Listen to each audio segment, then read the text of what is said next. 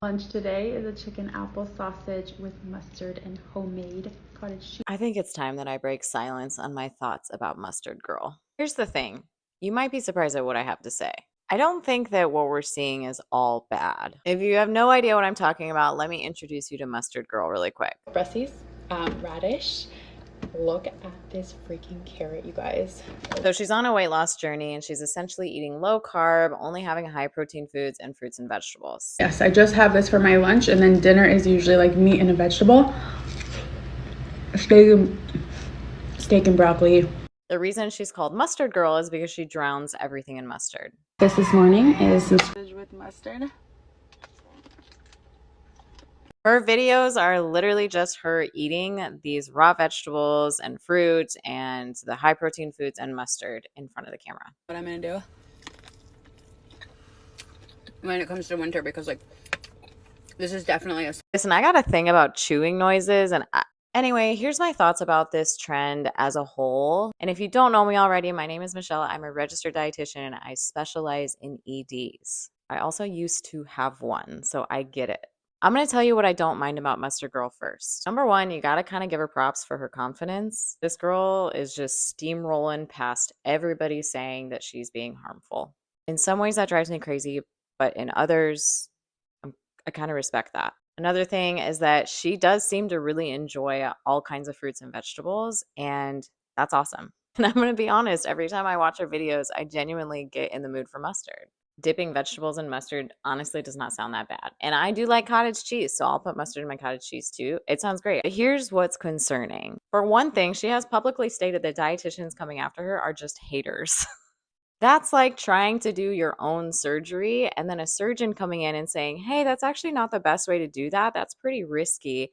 And her being like, you don't know what you're talking about. Do you want to know what one of the biggest red flags was to me when I was working in outpatient eating disorder treatment? When somebody would say that they use a lot of condiments. Let me explain. With EDs that are specifically focused on restriction, they will come up with all kinds of creative ways to restrict calories at all costs. One of those ways is drowning their food in condiments to try and make it taste better. Having raw vegetables and then putting a condiment on top of it might help make that low-calorie food easier to get down and more bearable for that person that's restricting calories. A normal individual is not doing this because they don't need to drown their food in condiments to make it taste better. They just eat food that tastes good and they have the amount that satisfies them and then they move on.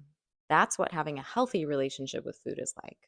This is my number one concern with her, is that she screams ED to me. This is not coming from some baseless place. This is coming from professional and personal experience. What's most concerning about this is that she is now coaching others how to do it. And this is unfortunately what we usually see with these trends that go viral, is that these people end up coaching others how to do it too. Just because that's what she's doing and it has helped her lose weight, which obviously it has helped her lose weight, doesn't mean that everybody else should be or that that's even healthy in the first place. If you have to drown your food in condiments like mustard, and you're consistently eating the same meals over and over again, and you do not let yourself have variety or be spontaneous with food, and if you are restricting carbohydrates, you do not have a healthy relationship with food and you honestly need help. I don't care if it's helping her lose weight. Of course it's helping her lose weight. She's having very few calories a day. But what happens in 10 years when she's finally sick of mustard and eating the same meal over and over again? Whatever you do to try and lose weight, you have to be able to maintain. Otherwise, as soon as you go back to how you used to be, the weight will come back.